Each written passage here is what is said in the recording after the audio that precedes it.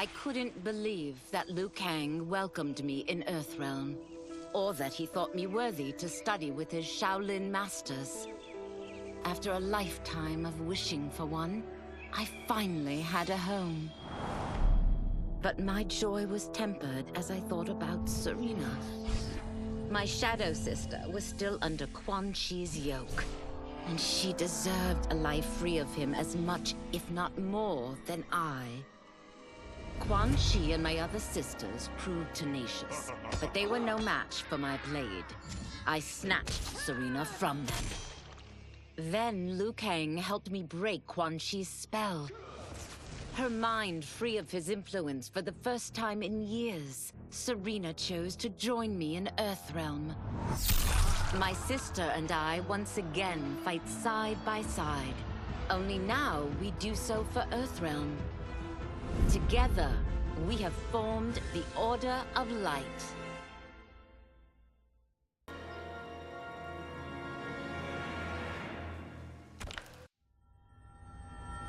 While the regime had changed, little else had. My people still suffered in silence, ignored by the rest of Outworld. Though now I knew Empress Mileena's secret, that she was also afflicted with Tarkat. If anyone would help, it would be her.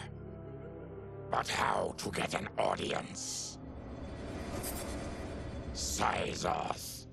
He was the Empress's new emissary to the Zaterrans. I asked him to introduce us. At great personal risk, he agreed. And as I'd prayed, the Empress was willing to meet. Even better, she would visit the colony. She was shocked to see how we lived.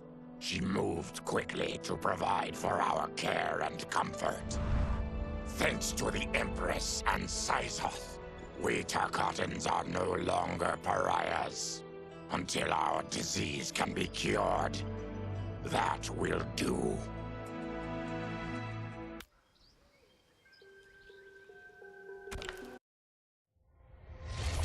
Though the barriers between timelines had been rebuilt, there was no question that they could again be broken. Protecting this timeline would require eternal vigilance, so that it could not fall victim to further outside aggression. But nothing in my countless lifetimes had prepared me for this task. In none of them had multiple timelines ever coexisted. Monitoring them for threats was an entirely novel problem. It would require a novel solution. I discovered that though the timelines no longer touched, their meeting had left them intertwined. I can now secretly surveil all timelines, keeping watch for potential danger. It pleases me to do this service for the new era. Lord Liu Kang may rest assured that it is secure.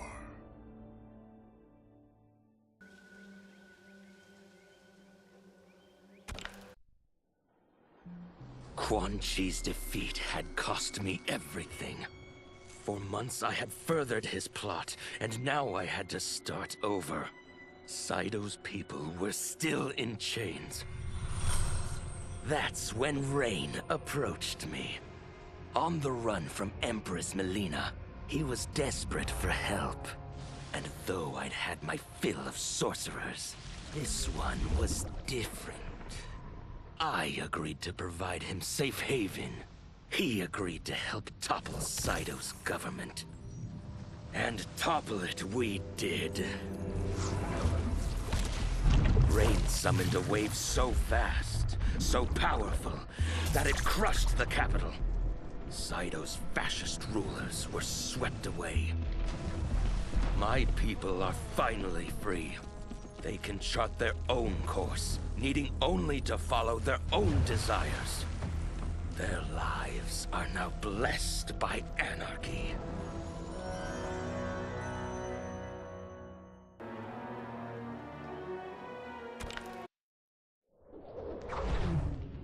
Since this whole thing kicked off, I'd wondered why Liu Kang chose me to be a champion. I mean, sure, I was killing it as a martial arts star, but it's one thing when it's all for show. It's different when you're playing for keeps. Then Liu Kang let me in on his master plan. He wanted the masses to know about the world beyond them, the one filled with gods and monsters, and he wanted me to tell them about it. But I knew revealing the truth all at once would be too shocking of a plot twist for most. That's why I pitched doing a bunch of stories, to slowly get people used to it. And if there's one thing I can do, besides kick ass in combat, it's build a cinematic universe. I'm serving up movies, streaming series, games, you name it. I like that I'm doing a public service. And it doesn't hurt that I'm making more than a few bucks.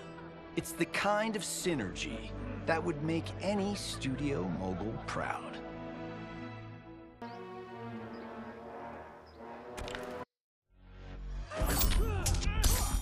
I wasn't looking for allies against the Yakuza, but I found one in Special Agent Jackson Briggs. He'd heard gangsters plotting to kill me on a wiretap and came calling, hoping I'd be his informant. We planned to part ways when we got the job done, but then Shang Tsung showed up to steal Sento. Needless to say, Jackson had questions. It blew his mind to hear that the stories in Johnny's movies were real. Once the shock wore off, Jackson quickly sized up the threats Earthrealm faced. To deal with them, he got his bosses at the FBI to form the Outworld Investigation Agency. When he asked me to sign on, I hesitated. After all, me? A government agent? But it's an important job. And more importantly to me, an honest living.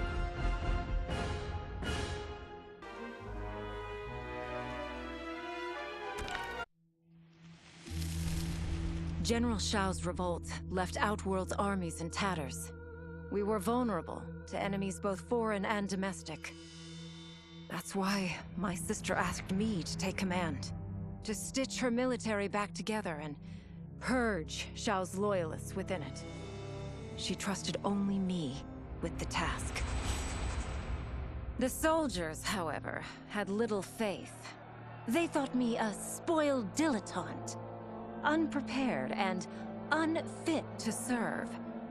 That I could fight mattered little. All that mattered was that I wasn't one of them.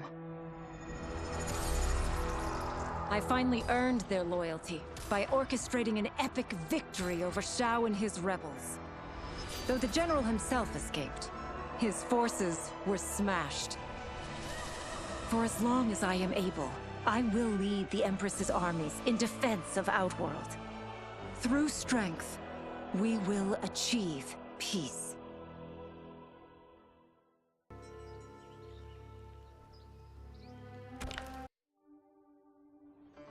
It was inevitable that the Shaolin Masters had me join them.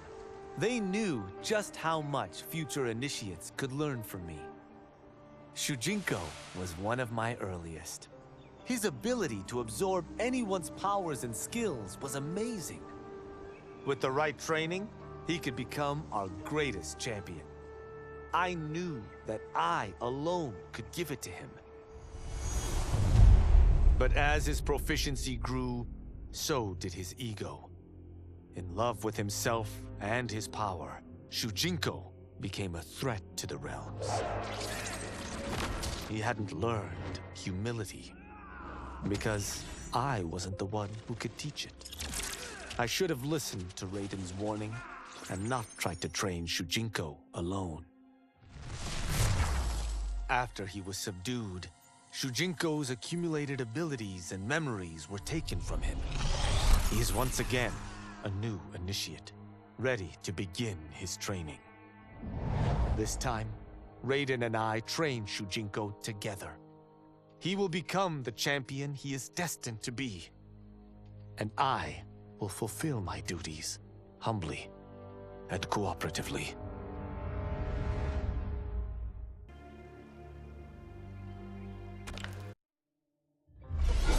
As her reign began, Empress Mileena faced many challenges.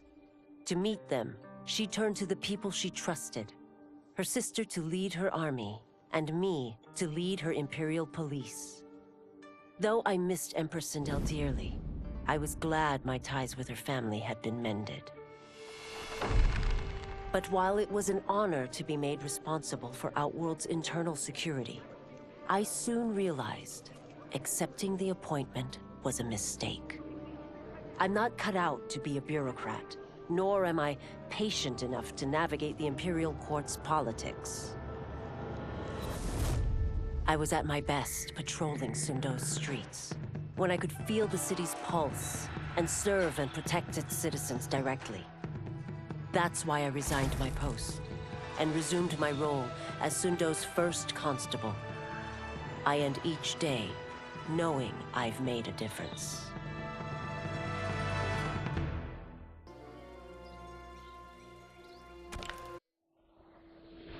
My loyal partner had warned me. Reclaiming my power as Keeper of Time might have unforeseen consequences. In this, as in most things, he proved prescient. The process I had undergone did irreparable harm to my body. Taking back my power had cost me my immortality. While my lifespan would still stretch across eons, I would one day perish. And if the war with Titan Shang Tsung taught me anything, it is that this timeline is not safe without a protector. Yet I had never given thought to choosing a successor. Who is it that could replace me and protect my new era? The answer, of course, is Geras. Tireless and meticulous, he is perfectly suited to be entrusted with this grave duty. And no one knows better the temptations of the hourglass. I have no doubt he will be above them.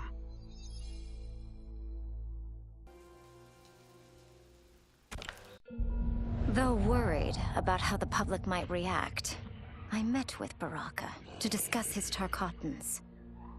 Speaking from his heart, he moved me. I agreed to visit his colony and see how his people lived. The conditions were atrocious. This was one of my mother's few mistakes. Like all Outworlders, she treated Tarkatans with scorn. What they deserved from us was compassion. And the only way to get it for them was to reveal my affliction. To show all my subjects that even an empress could get Tarkat. The scandal my revelation caused was intense. But with the help of Kitana and Tanya, I emerged from it a stronger empress than ever. My honesty, empathy, and resolve won over my remaining doubters. There is no longer any question that I am fit to lead the Empire.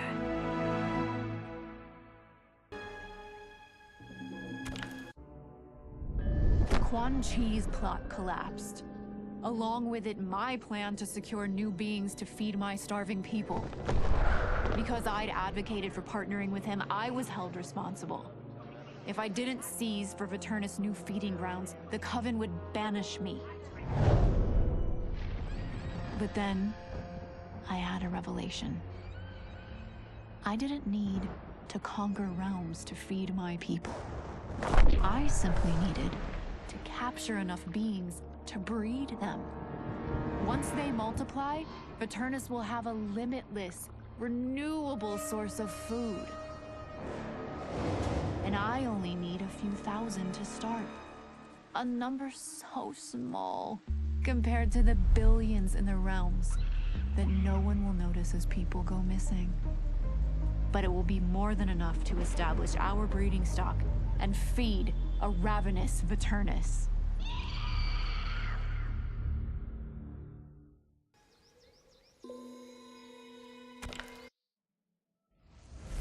Were it not for my godly counterpart, I would not have survived the battle against Titan Shang Tsung.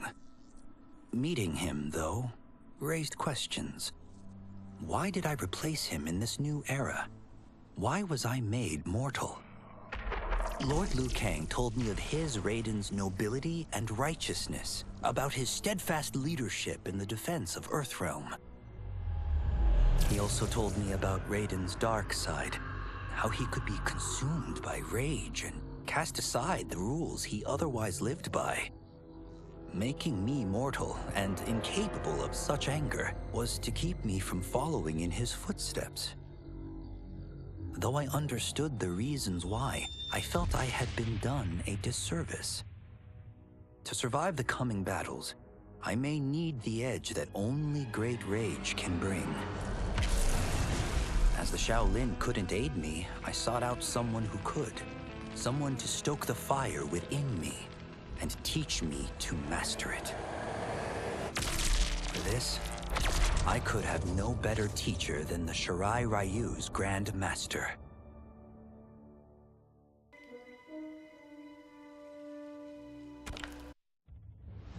To elude capture by Empress Mileena, I joined Havik's crusade in Saido. There, I summoned more magic than I thought possible, and drowned out the old regime.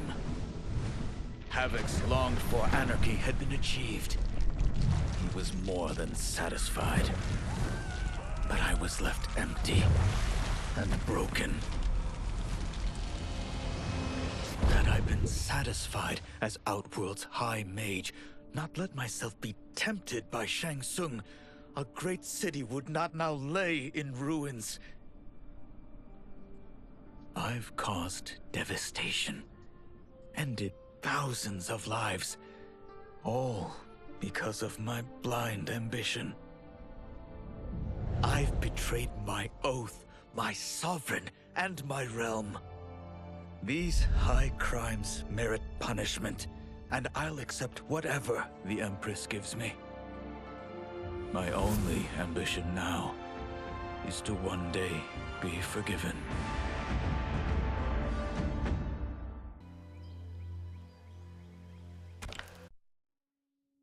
With General Shao freed from prison, we began raising a new army against the royal family. Though many were eager recruits, few were good at soldiering. It was so bad, the general was forced to change tactics. He decided that we needed a doomsday weapon. That weapon isn't a thing, though. It is a monster. Onaga, the Dragon King. The general told me the old legends were true, that his ancient ancestor defeated Onaga, trapping him deep inside Mount Sagan. The Dragon King is still there today, his pent-up fury waiting to be unleashed. Because Onaga is so dangerous, the general wouldn't risk trying to tame him before. But now, he feels we have no choice. Though I likely won't survive, I accept this mission gladly. I can think of no greater honor than to give my life in the general's service.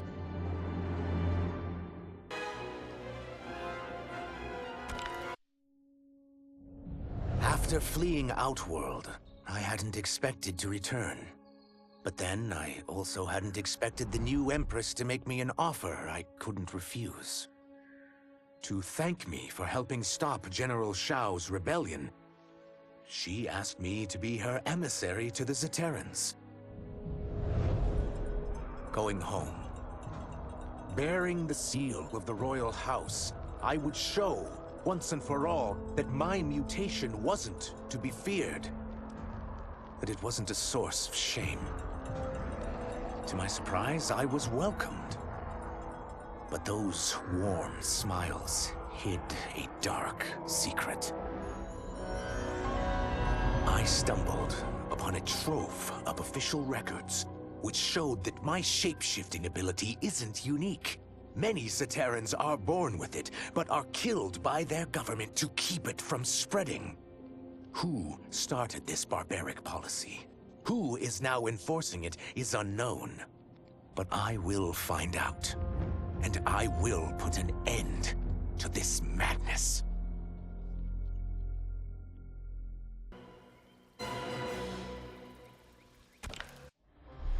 No sooner had Titan Shang Tsung been defeated than Bi-Han and his loyalists hunted us down. Outnumbered, we fled to Japan. There, we sought refuge from an old family friend.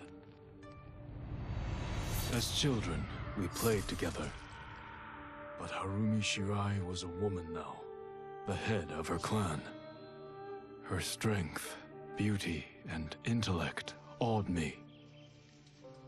Also incensed by Bi-Han's betrayal, Harumi agreed to help me forge a new clan, one that would stand against him and defend Earthrealm. Her aid proved invaluable, and as time went on, we grew closer. To honor Harumi and pay respects to my new bride, I named the clan after her, calling it the Shirai Ryu. Now the battle against my brother begins in earnest. The Shirai Ryu won't rest until Bi-Han is defeated and the Lin Kuei's honor restored.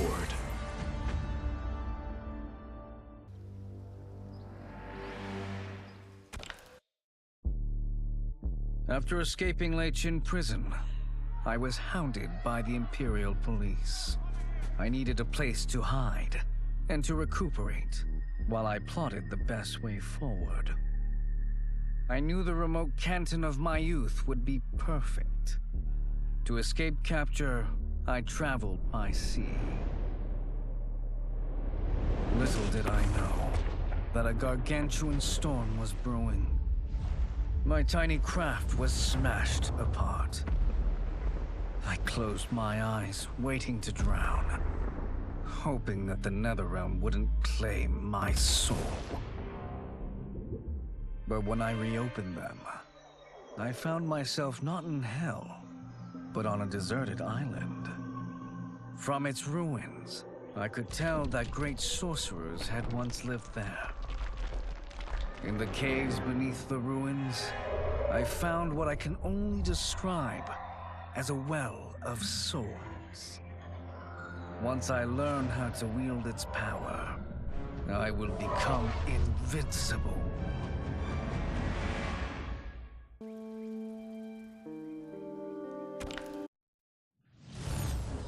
The battle had been lost, but the war isn't over. I won't stop fighting until I take Outworld's throne. That they thought Lei Chin prison would hold me is laughable. Once free, I began planning my next campaign. I would need an unstoppable army to overthrow Mileena.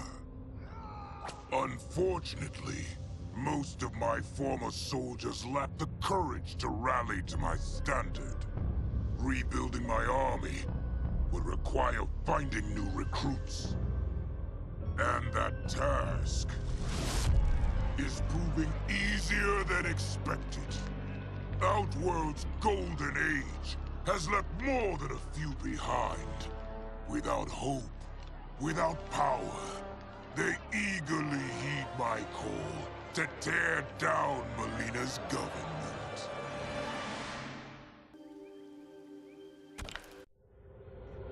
As the darkness enveloped me, I took a long last look at my family. I did not expect to see them again until their souls joined mine in the living forest. But miraculously, my beloved husband delivered me from oblivion. Though he couldn't save my body, Jared had preserved my soul. Like him and countless others, I am now a part of Ermac. Yet ours is not a peaceful repose.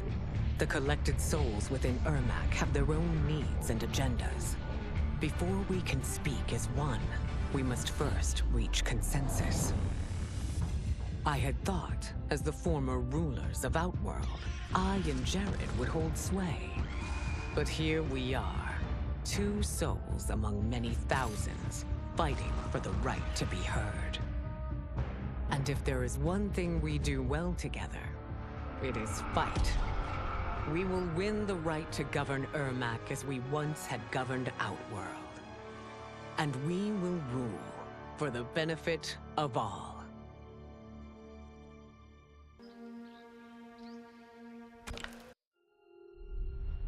Kuai Liang and I were working hard to build our new clan. But even with the help of his close friend Harumi, it was difficult. The biggest problem was finding the right initiates. Then, one night, while walking outside Harumi's compound, I was attacked. I thought at first it was a Lin Kuei assassin, but his strikes were too uncertain, too angry. My attacker, it turns out, was a boy. Homeless and hungry, his assault was born of desperation. He needed money so that he could eat. It was like looking at myself 15 years ago. I would have ended up just like him if the Lin Kuei hadn't taken me in. So I took the boy to Kuai Liang, who also appreciated his fire. We made him our first initiate. The boy's name? Hanzo Hasashi.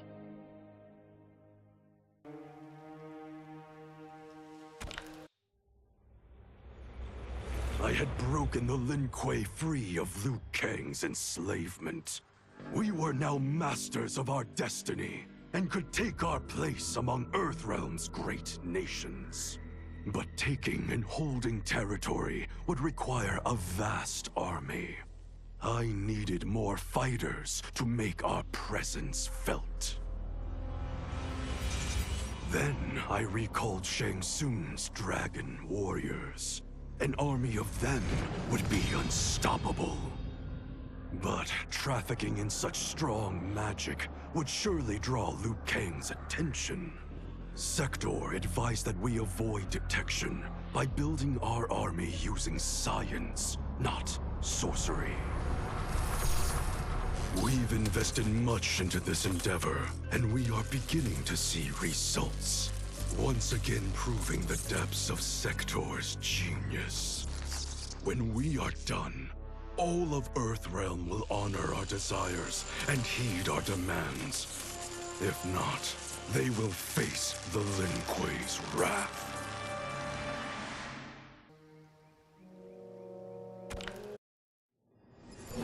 Until recently, I hadn't met Li Mei, but I had heard the stories.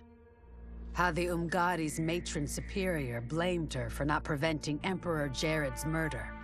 How she quit in disgrace rather than accept punishment. But those stories didn't fit the woman I now knew. Li Mei would never have been so negligent. Eventually, I uncovered the truth. The failures and mistakes which led to the Emperor's murder, they resulted from poor decisions made by the matron superior themselves. They made Li Mei their scapegoat. When the Empress found out, she wanted the Umgadi disbanded. But I convinced her that it could be reformed. To make sure it did, she put me in charge. I am humbled by this sacred responsibility. The Umgadi, my sisters, they are my life. I will not let them be brought down by the acts of a selfish few.